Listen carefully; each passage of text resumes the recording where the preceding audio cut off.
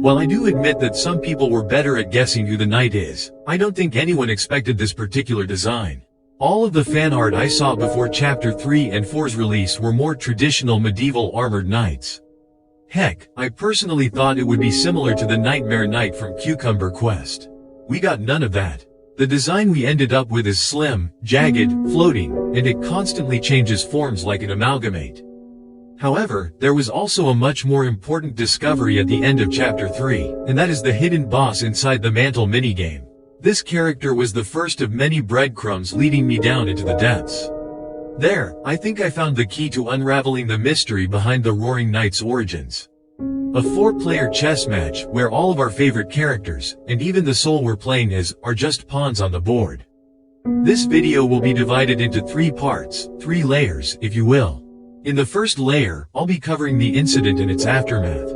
In the second layer, we'll be taking a look at the shadow crystals, the secret bosses, and how the knight came to be. The third and final layer is the depths, and the mysterious beings residing there.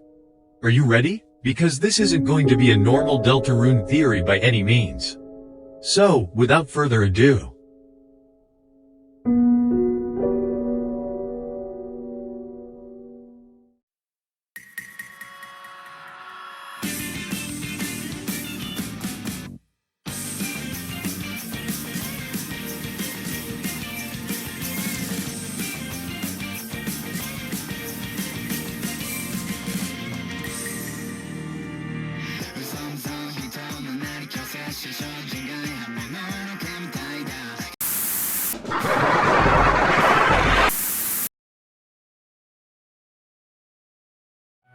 Lost where the forest would grow, the children followed the pointed tail.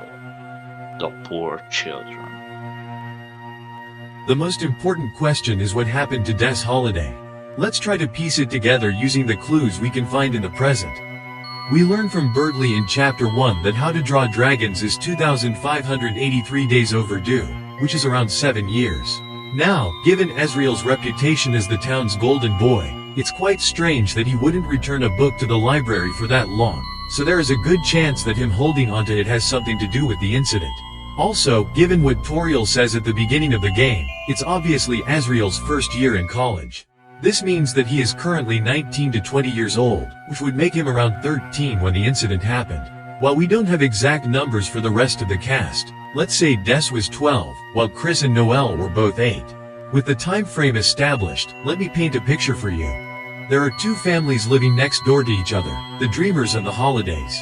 There is Asgore, the chief of police, Toriel, the head teacher at the local school, Carol, who is the town's mayor, and Rudy. One day, their kids decided to explore the woods, where they spotted a peculiar shadow. A shadow that looked like a cat. This shadow would eventually lead them to the shelter, an old civilian defense bunker that was abandoned for quite some time. Or so they thought. For context, we found the shelter code inside Des's guitar. This implies that there were multiple encounters with actual prep time between them, which would make the incident a slowly developing tragedy rather than a single cataclysmic event. We don't yet know what exactly had happened during this first encounter, but what's important right now is that by the end, Noelle was crying, and everyone else was shaken by what happened too. For now, let's try to figure out what kind of kid Des was, based on what we find in her room. She broke or dented most of the instruments she played, owned a lot of equipment for her hobbies but few proper clothes, had army rations and band posters. She was also first to comfort Noelle when she started crying. From this, we can conclude the following. She was the trial and error type, who learns by doing, not planning. She valued capability, not appearance. She prepared for adventures, she was expressive, and she was a protector with a strong moral compass.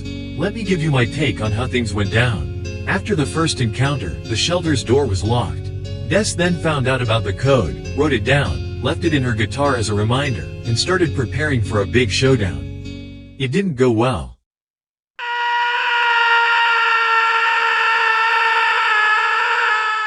This isn't the last time we'll be talking about Des. For now though, let's shift our focus to the aftermath of her disappearance, and to 3 people in particular. Asgore, Toriel, and Carol. We'll start with Toriel, because there is actually a lot of evidence suggesting she knows more than she lets on. At the beginning of Chapter 4, The game draws attention to the fact that she refuses to call Carol by name, even after Rudy corrects her, hinting at the possibility that the two mothers had a falling out at some point. Also, checking her after the night fight results in different text based on the outcome. If you got your ass kicked, she's sleeping peacefully, but if you managed to break a shard off the black knife, she's having a nightmare. But the actual smoking gun is a variable in the game's code called Toriel. This variable is set to true by default. However, if you hack the game and turn it off, it turns this monster in the mantle minigame into a black deer. Keep in mind a dark world reflects the will of its creator, and therefore the TV world reflects Chris's psyche. In this same world, we saw on the doors that Toriel is the one setting parental locks, so this enemy, which most likely represents the night, turning from a deer into a generic monster is probably due to her reframing a traumatic memory. She was trying to keep Chris in the dark as a means of protection. Also, I haven't really mentioned this in my previous video, but it seems like it's in everyone's best interest to keep Toriel asleep. Notice how gently the knight tries to move her, compared to Undyne who just gets snatched right away. Basically, no one wants Toriel to get involved, and her waking up would mean all hell breaking loose. Despite what the game wants you to think, Carol isn't actually a mastermind, although she certainly believes she is. Let's take a look at what happened in the game so far. It began with Susie and Chris going inside the school closet to get some chalk, but someone locked them inside, and shortly after, they found themselves in the Kingdom of Darkness. Now, I have plenty of reason to think that the knight had locked them in. So far the knight's goal was shrouded in mystery, but the creation of the fountains of the Card Kingdom, the Cyber World and the Dark Sanctuary were all done with a purpose in mind. The Card Kingdom specifically was created right after we got locked in the closet, which would explain why King said, "Quiet people piss me off." It's because the knight was eavesdropping on Chris and Susie, and remembered this line specifically when making the fountain. I already mentioned in the previous video why the cyber world was created and how Carol is arranging things in advance, so people aren't nearby when the knight makes a fountain. Speaking of fountains, we already saw Chris and Susie make one respectively. But one resulted in a refined, proper dark world, while the other was incomplete, and ugly work at best. This leads me to believe that the TV world wasn't an experiment, and Chris was taught how to make a dark world. Turning our attention back to Carol, I might as well address the elephant in the room now. She knows about the soul. According to Noelle, Chris has a deadpan, mumbly voice, while the soul sounds more odd, more robotic. Given how she talks about the two voices, I'd say Chris got possessed a few months ago. Probably after Asriel went to college, but before Susie arrived in hometown. However, Carol was collecting heart-shaped pillows for years, and Chris pretended to rip them out in the past. This seems to suggest that our mayor was preparing for the soul's arrival, which means someone must have told her about it in advance. She also has at least 2 swords in her house, a regular one in the kitchen, and a black shard in her room, which is bigger than the one we currently have access to. However, we know she's wrong about at least one thing. Either that the soul is on her side, or that Chris can keep us under control. Neither of which is the case. Let's just come out and say it. Carol is arrogant and delusional. As the mayor of hometown and the head of the Holiday family, she is used to people obeying her without question. She believes the soul can be kept in check, that Chris's promise gives her absolute authority, that she can handle supernatural nonsense. She is convinced she can save Des and turn things back to normal if she is the one in charge, but in reality, she is a useful idiot, someone who can be manipulated rather easily. The Flower Man, trapped in asylum. The use of words in Asgore's prophecy panel is rather interesting, because Flower Man can be interpreted literally, as he went from police officer to just selling flowers, or it can also be interpreted as a man of grief, a man of denial, or a man who seeks to resurrect the dead. While the phrase, trapped in asylum, can be just an asylum of the mind, a delusion, it can also refer to his flower shop, which is functionally like an asylum cell. He's isolated, and his only companions are the flowers he talks to. He lives there, he sleeps there, he spends his nights working on his corkboard, never moving on.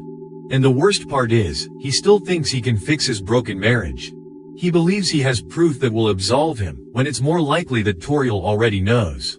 She is just delusional in a different way, thinking that ignoring the problem means she never has to face it. What exactly did Asgore do in the past, and what is he trying to prove here?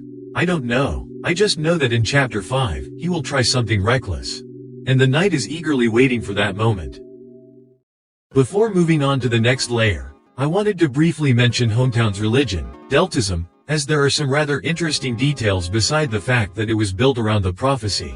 For example, Asriel as a kid went to Father Alvin to confess to his sins, despite the absence of sin in the religion. Let me reiterate this. Unlike Christianity, sins in Deltism don't exist. Only crimes do. To say this is suspicious would be an understatement. No moral boundaries or guidelines like there are in any other religion.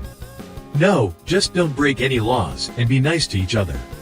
Also, good job letting Catti ramble on, Alvin, and make a joke out of this whole sermon, instead of just giving her the text to read. However, even with how little information we were given, it's safe to assume that the prophecy in the light world is heavily simplified and somehow even more sanitized than Ralsei's abridged version was.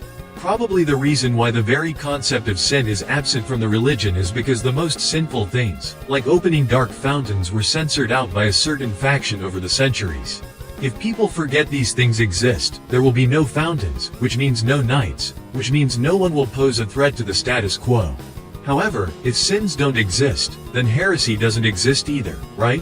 Which means practicing the occult is okay, right? No harm if someone were to try it, right? Catti, Noelle and Chris all studied the occult at some point. I want to bring attention to this line of dialogue you can get from Susie. You actually want to pay attention to this sermon? Geez, look at you acting so holy. Come on, don't think I haven't heard the rumors. You know, when you and Catti were kids, didn't you try to summon a demon? I'm surprised they even let you into the church. Catti frequently uses ritual language, talking about other people's traits, spells, vengeance oaths, etc. The game specifically brings attention to how seriously she takes the practice of the occult. So, the real question isn't whether or not she and Chris summoned a demon. The real question is what responded. It was ERAM. This thing has a history with Chris, and... Right, that one must wait. Moving on. Jockington's speech patterns have changed throughout the game. In Chapter 1, he's a little eccentric, but his dialogue feels natural, and is easy to follow. Then suddenly in Chapter 2, he starts using Catti's ritual language, talking about opposite elements, and there's also this odd pause right here. By the time we get to Chapter 4, his speech becomes even more erratic and fragmented. It seems like whatever Catti's been doing recently, Jockington was exposed to it, and it's affecting his psyche. For now though, it's time for us to leave the light world behind, and descend into the darkness. The light and dark both burning dire, a countdown to the Earth's expire. Toby recently made a Twitter post, giving us a little teaser of what Sham has to say in Chapter 5. Chris, I suppose I owe you an explanation about all this. No, you no doubt have realized yourself by now. The shadow crystals are far more than mere pieces of glass. In actuality, they contain a certain power. You call this the power of will. No, perhaps will isn't right. The power they contain is determination. This isn't the first time the words will and determination showed up together in the same line of thought. Queen in Chapter 2 said almost the exact same thing. She said that all lighteners have determination, and for that reason, she wanted a lightener to open a new dark fountain. But what else can determination be used for in Deltarune? More importantly, can darkners have it? Ralsei didn't deny that they have feelings, even though, in his mind, they shouldn't. So, what does it take for a darkener to acquire the will to live? Or perhaps, the will to defy fate? The Chapter 4 egg room is wedged between two gold mines of lore. First, let's take a look at the philosophers within the corridor, and what they have to say. What do you call a man with one eye? Why does the angel make its cry? Who will call the girl who snows? I don't know. Ha ha. I don't know. All of these lines will be important in due time. Now, what I really wanted to talk about is this book right here. And so wept the fallen star, making rivers with its tears. Then slowly, from the bitter water, something grew. It looked like glass. Bitter water, huh? Like the bitter tear? The item that can heal a party member to full? I think the shadow crystals are glass shards made from bitter tears. Tears infused with determination. So what do they do exactly? Given what we learned in the past 2 chapters, it's possible a shadow crystal shows the future. For the dark worlds, it shows their light world counterparts. That makes sense, since the fountains are always sealed afterwards. The prophecy on the other hand stays the same, since it isn't something that will change.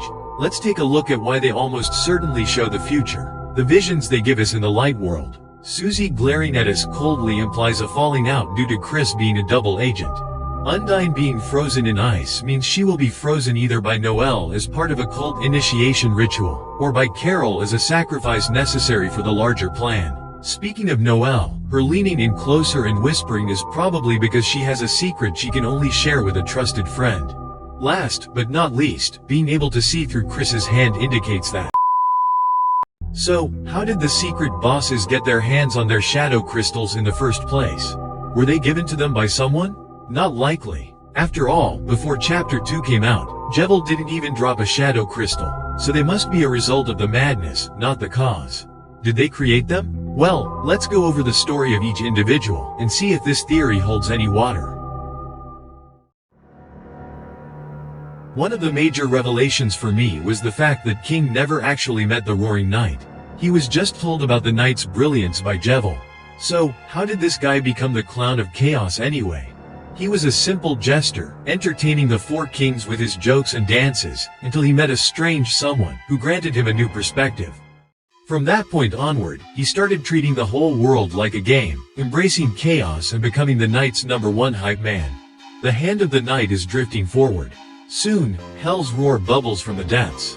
This is one of the few times Hell was explicitly mentioned. Let's not beat around the bush here. You saw the video's title. Yes, Hell is a whole faction in Deltarune, and Jevil one of the few people who joined them voluntarily, even if his only task was to radicalize the Spade King. More importantly though, he managed to break the rule of not being able to choose who you are in this world. By believing he can do anything without consequences, he became unpredictable and unconstrained, as his will to do whatever he wants exceeded permitted bounds. So, with this newly acquired determination, he shed a tear of joy, which became his shadow crystal. People seem to believe that Gaster was the one who drove Spamton insane, which is a little unfair given the fact that he contacted Spamton after the mysterious caller already left. This is like the prime suspect in a murder case being a guy who just stumbled upon the crime scene. Given the color of Spamton's glasses, and the cat signs all over the cyber city, the caller was most likely friend. Let's go over Spamton's history with the caller. He was ordinary salesman down on his luck, when he found a helper on the other side of the phone, who elevated him into the big leagues and even landed him a deal with Mr. Antenna. However, the same caller cut the contact at the worst possible moment. This caused a falling out with Tenna, which ended their friendship, and ultimately led to Spamton becoming completely broke. He also cursed Tenna and his whole crew, essentially blaming them for his downfall, except for Mike, the only staff member who was never mean to him, which isn't much, considering that Mike is a giant microphone who can't speak. Prior to his eviction from the Queen's Palace, he was praying to a strange machine in the basement. To say that Spamton was dissatisfied with his circumstances was an understatement. He wanted to change his fate, to become something other than a puppet of the system that cast him out, and he saw this workout-ready, heaven-piercing body as his ticket for ascension. After all, the Neo body was fueled by a Lightner's dream. Surely this will get him what he wants. Right? No, even in his new body, he remained a Darkner, so he turned his attention to the soul residing within Chris. He desperately wanted to become a higher being, but he has no idea how to do it. And yet, this struggling was enough to sever him from his assigned role within the world. This is how his shadow crystal was created. It didn't come from the Neo body, it just looked that way because he was blowing his nose into the damn thing.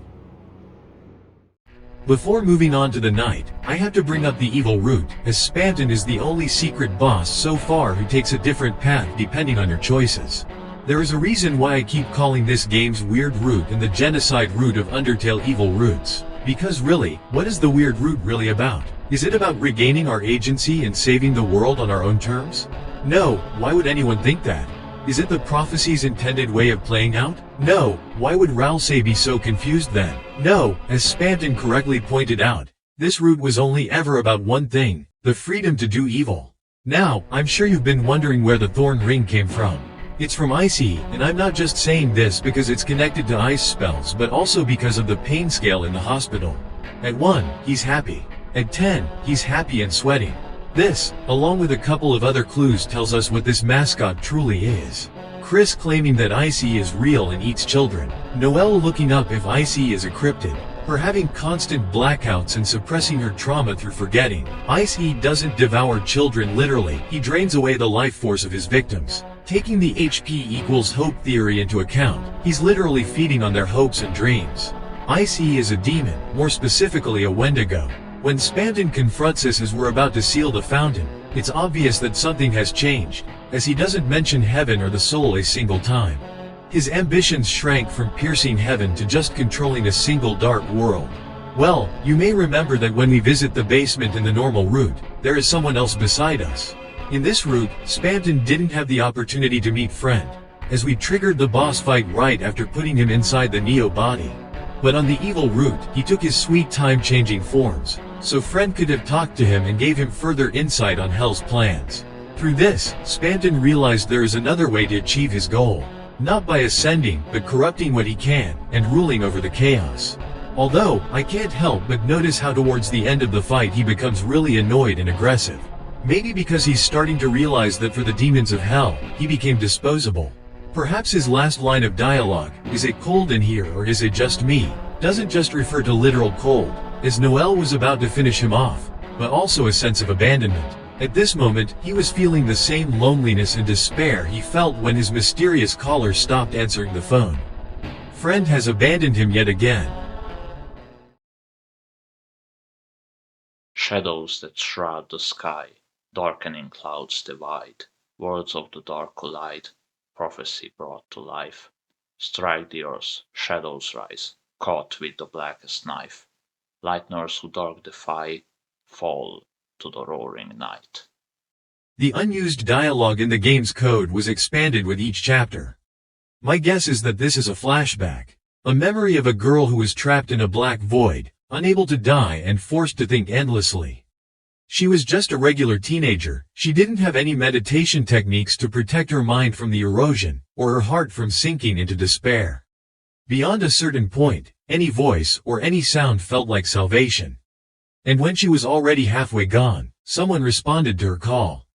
Someone who didn't just want an obedient pawn out of this, but a champion who internalizes Hell's ideology. So, the girl started listening. She started learning. She started mimicking Friend's laughter. In the meantime, her body was transformed, as she became something more than a lightener. From her tears, a weapon was formed that felt like it was made from opaque glass. A blackened blade that can cut reality itself. At some point, the world stopped making sense, but never did it completely not make sense to her either, as her final, bitter tear, oozing with determination, became a shadow crystal. So, she fused the crystal inside the black knife, as a memento from the moment when reality blue screened around her.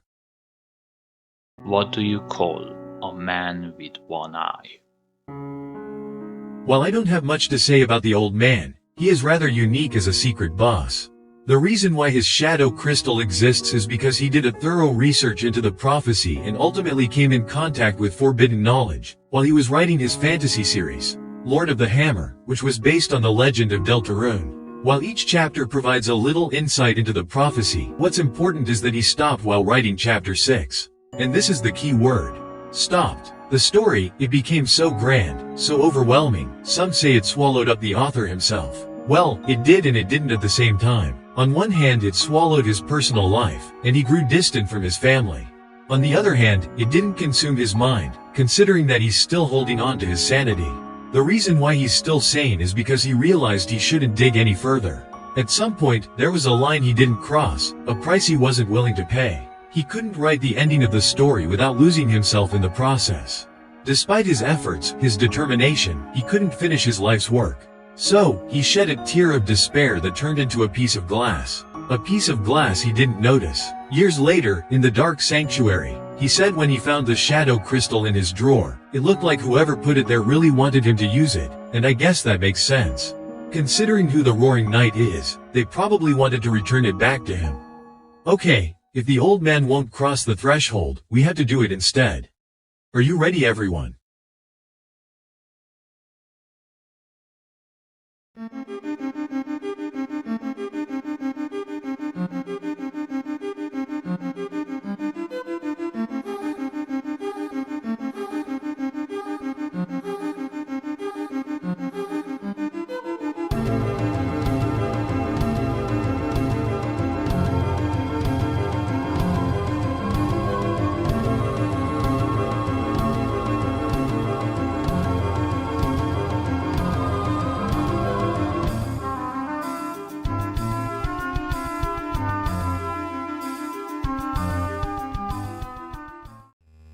Let's go over what we know about these demons so far. The first one is ERAM, who stole the Shadow Mantle, and has a particular interest in Chris, so it's high time we talk about him. Let's take a look at his dialogue before the battle. First off, he makes a distinction between Chris and the Soul, and he also seems to imply that our chaotic little gremlin has been looking for the Shadow Crystals before the game has even begun. But the real kicker is what he says after we beat him, as he basically admits he was here to test Chris's emotional state and violent impulses, and then flies off saying he has work to do. To summarize what we know of ERAM so far, he's likely the demon Chris and Catti summoned back then. He's taken an interest in Chris, and now, he's making preparations for something important. It's pretty obvious that Chris plays an important role of the demon's plan, and not just as the cage holding the soul.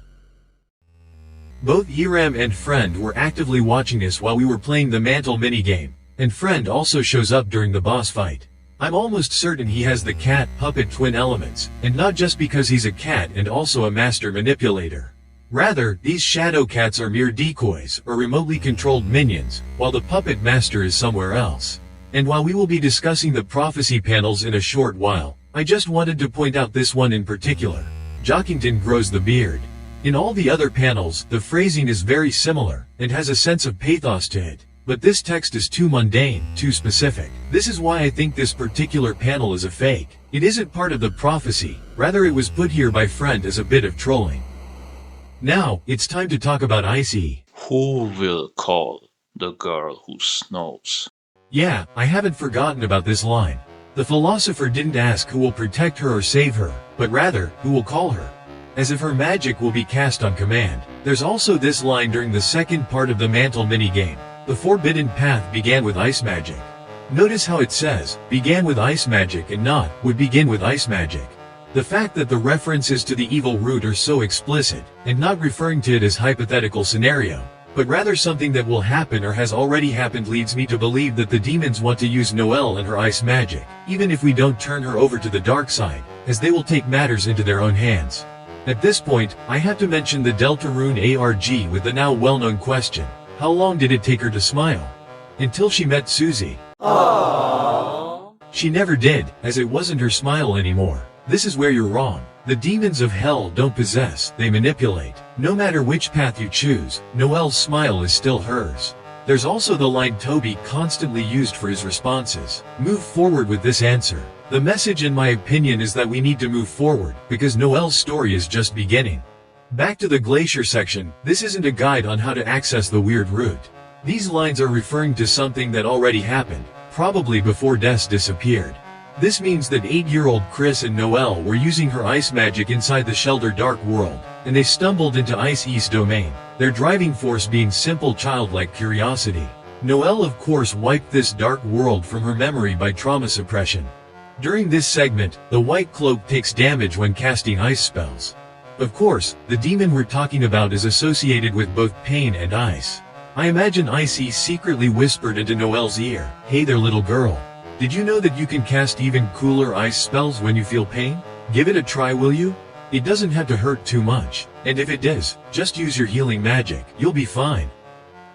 By the end, both Noelle and Chris were used up. Noelle was physically and mentally drained, while Chris was exhausted and traumatized when Des and Asriel came to the rescue. It's clear that these demons along with the Knight are working on something big, but they seemingly have no intention of stopping the heroes. Whether it's someone's life on the line, or the roaring being unleashed prematurely, they never throw anything at us that the soul couldn't handle. If I had to guess, I'd say they want the prophecy to play out in full, then interfere at the right moment when the preparations are complete, and all of the pawns are in the right place. As I already mentioned at the beginning of the video, my theory is that there are a total of 4 factions in this game, all fighting for control. We have the demons of hell trying to spread corruption and create a new world of chaos. We have heaven trying to get rid of the fountains and protect the light world. We have the angel wanting the prophecy to be fulfilled, and there's also Gaster. But wait, aren't heaven and the angel on the same side? Well, about that. Why does the angel make its cry? Now, the angel was a bit of an enigma in the first 2 chapters, but in chapters 3 and 4 we were given some much needed clues. The angel, banished, will finally meet with its desire. Or as the Japanese text says, the banished angel will at last behold its hope. Not gonna lie, that one gives a much more benevolent impression than the English one. This duality continues in the visual department as well. In all of the logos we've seen prior to these chapters, the angel had a round and angelic appearance. But now, we have the mantle minigame as well as the windows of the dark sanctuary, where the design is jagged and demonic, giving the impression of a fallen angel like Lucifer. So, what's exactly going on here?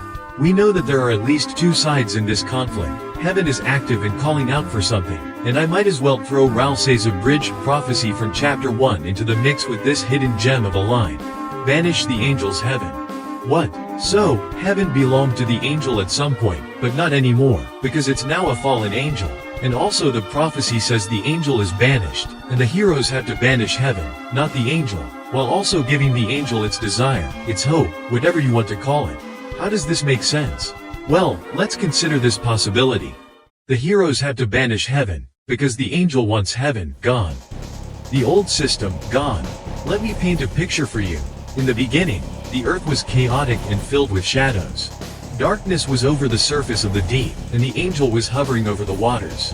The angel said, "Let there be light," and there was light. The angel saw that light was good, and separated the light from the darkness. After laying the groundwork, the angel established the rules that govern this world, the course of nature, if you will. Connecting these two worlds were the fountains, holy fountains. Yeah, do you remember that the theme of the fountains in the game's soundtrack is called the Holy? Not only that, but they also have angel wings and star faces when they turn into titans. This is why. The fountains are made of darkness, and they are holy by nature, but catastrophic when they overflow. Continuing the water parallels, water is one of the primary components of life. You can bless it to make holy water, or the water itself can be considered a blessing, and people drown in floods. In order to prevent the titans from ever emerging, and to protect the world from the demons of hell, the angel built heaven as a counterbalance, setting more rules in stone. No one can choose who they are in this world. Everyone is assigned a role at birth by fate. Later on, the angel tried to change some of the rules. Heaven didn't like it, so it sealed the angel away. But even in this state, the angel wasn't powerless. The fallen star started weeping, making rivers with its tears. Over time, the bitter water of those rivers became the glass panels of the prophecy. The legend of Deltarune isn't someone's master plan. It's a tale written by grief and desperation. Until the prophecy is fulfilled, heaven remains in charge. It's a kingdom that exiled its king, and all that remains is a rigid, uncaring system that resorted to censoring its own religion to keep itself safe. It relies on the ignorance of the Lighteners, hoping that no one will be able to find the truth. With the prophecy being engraved into the very fabric of the world, there were of course limitations to what can be in it, and what cannot.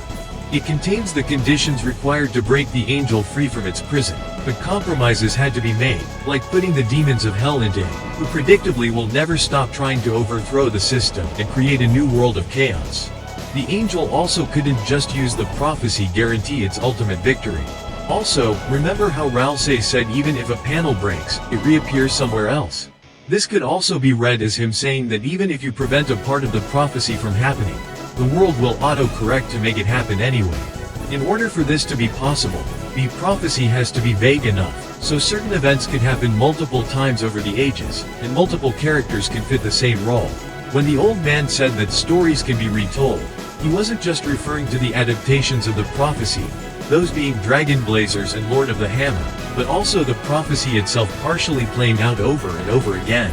Not as a time loop, but by the roaring being prevented each and every time across the centuries, and all the dark fountains being sealed. This is what I call heaven's failsafe, always resetting the prophecy by getting rid of the knight, the soul, and the prince, while the heroes cease to be heroes of the prophecy, passing their roles on to later generations. In the minds of the previous heroes, this fail-safe was probably indistinguishable from just saving the world and restoring order. And yes, what I'm saying is that this probably isn't the first time Hell tried to exploit the prophecy for its own gain. But at this point they learned how to play the game properly, as this knight is exceptionally strong and smart. In fact, this may be the first roaring knight who ever existed. All the previous knights were weak, dumb, and were eliminated before things could escalate. It's time to talk about everyone's favorite fluffy boy, Ralsei. The Prince from the Darkness, also known as the Horned Prince. One thing we've all been wondering since Chapter 2 is what his light world object could be. He doesn't have a light world object. At least, not something physical. Instead, he came from the town's collective unconscious. I mean, Asriel is hometown's golden boy, so it makes perfect sense why they would imagine the prince from the prophecy to be just like him. This leads to my next point. Ralsei and the Grand Fountain aren't creations of Gaster, but rather, they are creations of the angel, meant to aid the other heroes on their journey. As we move forward in time, Castle Town is slowly becoming a place of worship for the angel. As we bring Darkners back here, the power of the Grand Fountain grows as a result, which in turn fuels the architecture. Architecture that honors the angel, if we consider that the castle has wings similar to the Deltarune. Back in the light world we saw the Lightners worship heaven through hymns and myths, and what's happening here is admittedly a little different. Ralsei is building a community that offers comfort and safety to the Darkners. He isn't demanding faith from them, but he's gathering followers for the angel nonetheless. Remember, the prophecy leads us all the way to the angel's release, but then it has to deal with whatever awaits on the other side. As such, one of the prince's duties is ensuring that the demons of hell don't get the upper hand. For example, Hell wants Noelle to be the second hero due to her docile nature, fascination with the creepy and mysterious, and her powerful ice magic, all of which they could exploit for their own gain. The angel on the other hand wants Susie to be the second hero due to her brute strength, bravery, and unique resistance to demonic manipulation. So, what's Ralsei's stance on heaven's failsafe which I just explained? Well, as the angel's creation, Ralsei's purpose is to guide the heroes towards the last prophecy, not the failsafe. He was hoping that being nice to everyone, recruiting enough followers for the angel and growing Castle Town would somehow change the last prophecy, only to see his hopes shattered in Chapter 4, as it stayed the same. The prophecy doesn't respond to moral input. It isn't alive, it isn't responsive. It's a machine made of glass. Back in Chapter 3 though, he was still holding on to the failsafe as a backup plan. To preserve heaven's order, all the fountains must be sealed, and both the knight and the prince must be gone. And we know how little Ralsei values himself. In fact, he was ready to be banished along with the other Darkners. He made peace with the possibility that he will never see Chris and Susie again, if it meant the last prophecy would be delayed. Only to come face to face with an opponent who was way too strong and too smart to beat.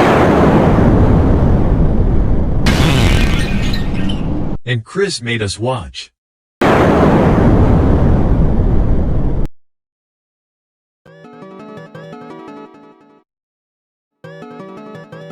This wouldn't be a complete angel discussion without addressing the theory of us and the angel being the same. There are several hints at this throughout the game, the most notable one being the soul getting stuck under an angel doll in the Holiday Mansion.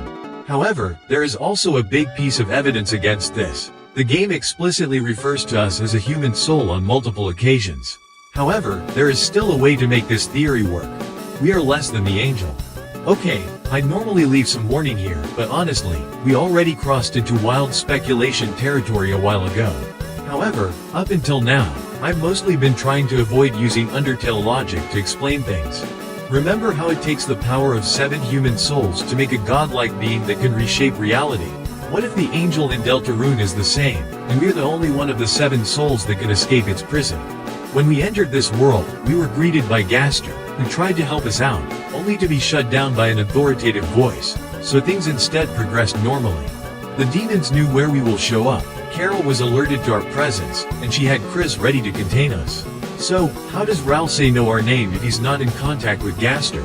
He doesn't. There's only one NPC in Castle Town who knows it, and who's probably a Gaster follower. Going back to how souls work, we know a higher, descended form cannot be maintained without enough soul power. This is why Susie was put off by this particular panel, because with only 6 souls, the angel probably looks like this.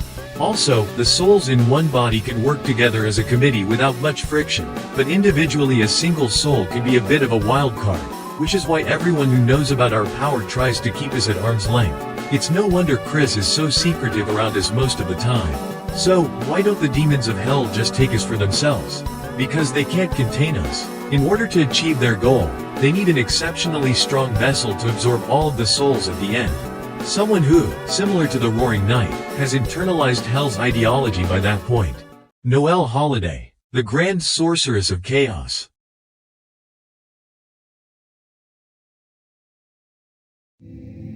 I think it's important to take a look at the machine Gaster used to create the vessel. It's called Goner Maker, which does line up with the vessel's sprite being monochrome. Now, Goners do show up in Undertale a couple of times, but encountering them is a rare occurrence, and even then, they usually vanish when you leave the room they're in. They aren't organic parts of the world, they're more like errors that need correcting. One of them, Goner Kid, describes what being a Goner feels like. Have you ever thought of a world where everything is the same, except you don't exist? And everything works perfectly without you? The thought terrifies me. It seems like Goners exist outside of the established system. In Deltarune's case, having a vessel who isn't an ordinary human, but one that doesn't need to abide by the rules of the world would have been ideal for us. Then Heaven saw what he was trying to do, and was like, "Shut the fuck up! Know your fucking place, trash!" I don't know whether or not Gaster expected to be caught by Heaven. But he did. And now, everything works fine, with Chris keeping us on a leash and everything. Except the vessel doesn't exist. However, if the roaring ends up weakening Heaven's control, the vessel, a being that exists and moves outside of the bounds of the prophecy, will return. Going back to Gaster, he seems to be taking a rather distant, handoff approach. Regardless if we pursue the weird route or any other route, his goodbye message remains the same. The only different one is in a no achievements timeline, which also involves getting all of the eggs from the Forgotten Man.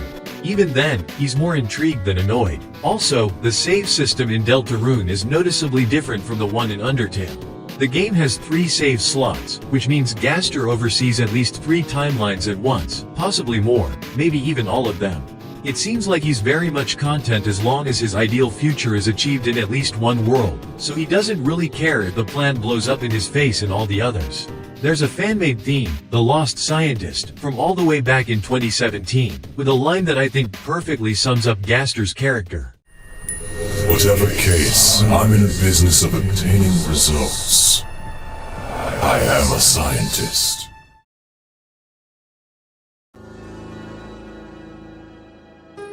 Thanks for watching everyone. I know I'm around half a year late with this video, but I really hope it was worth the wait. There are still a few months left before the release of Chapter 5, and in order to pass some time, I want you to choose what my next video will be about.